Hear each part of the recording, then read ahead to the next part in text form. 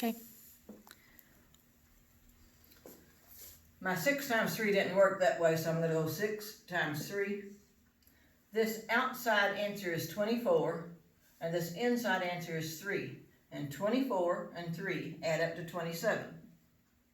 Alright, so I set this equal to 0, so 4x equals positive 3, and then x equals 3/4. Alright, set this equals 0, and x equals 6. These are what they cannot be in the domain. So your domain, x does not equal 3/4 or 6. All the other real numbers are in your domain. Alright, now for the next section, if you look over on 349, a vertical asymptote. The paper I gave you says set the denominator equal to 0. So look at number 9. If you have x squared plus 3x equals 0,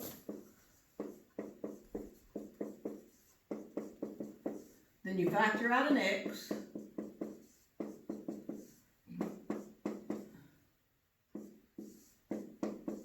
Those are your two vertical asymptotes. You cannot have x equals 0 or x equals negative 3. So if you're trying to graph this line right here is x equals 0. This line right here is x equals negative 3. So you're going to have part of your graph either here or here, and you're going to have part of your graph over here and over here, and you're going to have part of your graph over here and over here. You cannot touch or cross this line. X cannot touch or cross this line or this line. That's how you find your vertical asymptotes. If you look at number 10, you get x equals plus or minus 2. So for number 10, a positive 2 is right here. Your negative 2 is right here. Your graph has to be somewhere in here, somewhere over here, somewhere over here. It cannot touch or cross this negative 2 line or the positive 2 line. If you look at number 15 through 20, on the paper I gave you, this is your asymptotes at the very, very bottom to find the y asymptote. You will compare the factor at the top, the degree at the top, with the degree at the bottom. What number did I say? All right, look at 15. At the top I have an x squared, at the bottom I have an x squared. On your paper, it says if you have the same degree, look at the leading coefficient. At the top I have a 4x squared. At the bottom I have a 1x squared. So for number 15, if I have a 4x squared over a 1x squared, y equals 4 is your horizontal asymptote. So that means that your graph might cross that, but at the very end it's going to get closer and closer to that. So when you're doing the y asymptote, remember it goes sideways. When you're doing the x asymptote, it goes up and down. All right, let's do another one. If you look at number 16, I have an x cubed over an x to the 5th.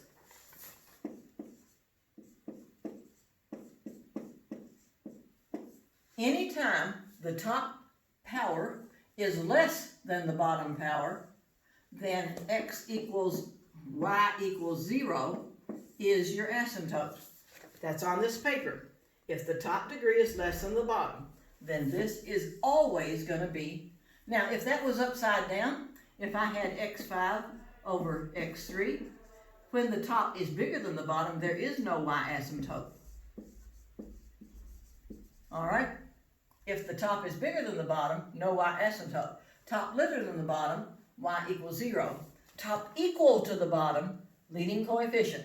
So that's your y asymptotes. Now, to do 21 to 42, you're going to find your x asymptotes and your y asymptotes. You're going to type it into your calculator, and you're going to graph a section of each one. So if you look at number 32,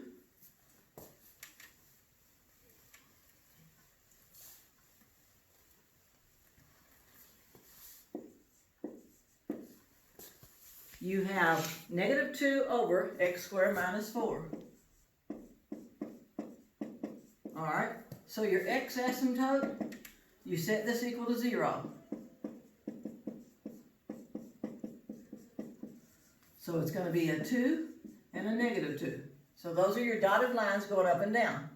Your y asymptote, because this degree at the top is 0, there is no x, and this degree at the bottom is 2, I've got a 0 over a 2. That means y equals 0 is your y asymptote.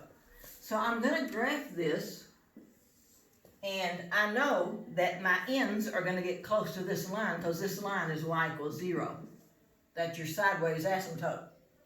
My two dotted lines are a positive 2 and a negative 2. And I've got to type this into my calculator. Now make sure when you type these in, you put your numerator in a parenthesis and you put your denominator in a parenthesis.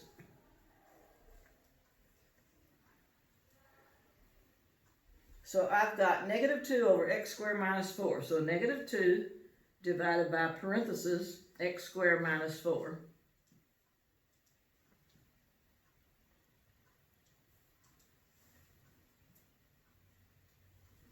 All right, so I'm going to look at my table and graph something in the middle. And in the middle, at 0, I have 1/2. At 1, I have 2/3. And at negative 1, I have 2/3. So this goes like this. But I have to graph something over here and something over here. So if I look at my graph again, if that's 2, I'm going to look at 3, 4, 5. At 3,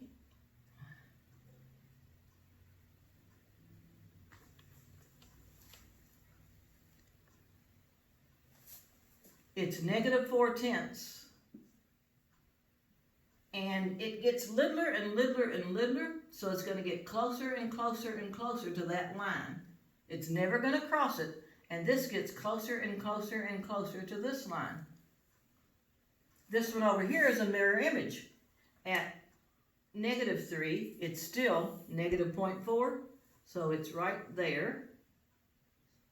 And it gets closer and closer and closer to this line, and it gets closer and closer and closer to that line.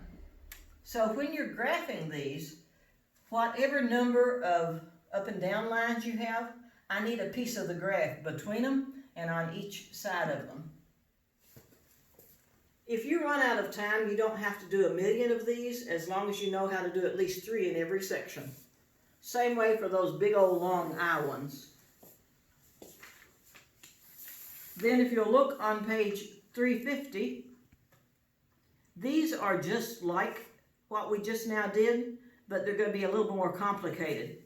They might be about this complicated, but you're going to find your x asymptotes, find your y asymptotes. Once you do that dotted line stuff, then you're going to draw a piece of the graph everywhere.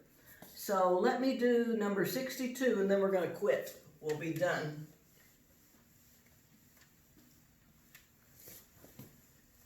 All right, number 62. I've got y equals x squared minus x minus 12.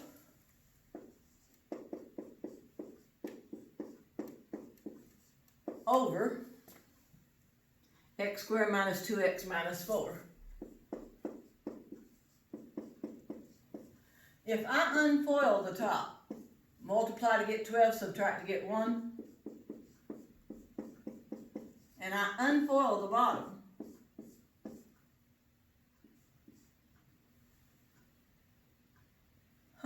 did I do that right? X squared, nope. Minus 8. Would help if I'd copy it down right.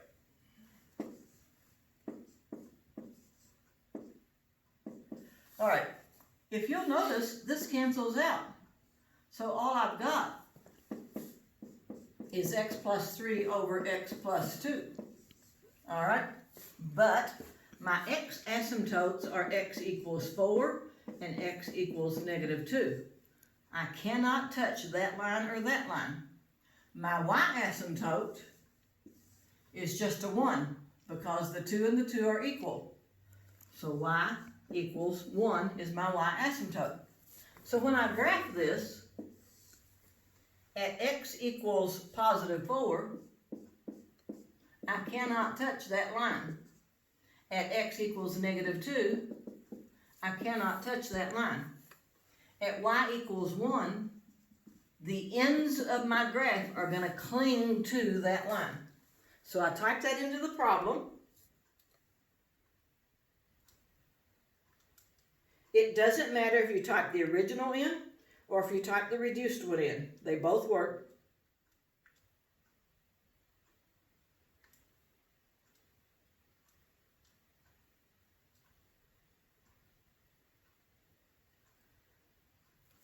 All right.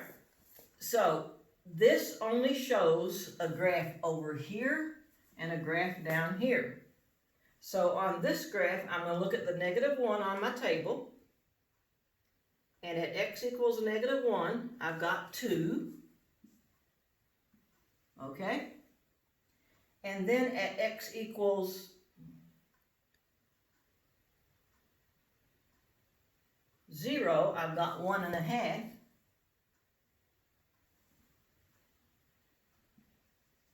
So this goes closer and closer and closer to that line. This goes closer and closer and closer to this line, but right here it has to stop and put a hole in the line and then get closer and closer and closer. That means that this graph is undefined at that point where x is 4.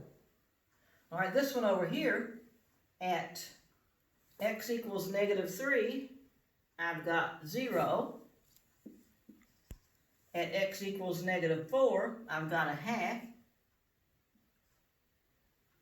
All right, so this gets closer and closer and closer and goes to infinity. It never crosses it. And this gets closer and closer and closer and goes to infinity. So all you're going to do is find your x asymptotes, your y asymptotes. The graph will cling to the y, get closer and closer into it. The graph cannot cross the x. And we're done. Good luck. Call me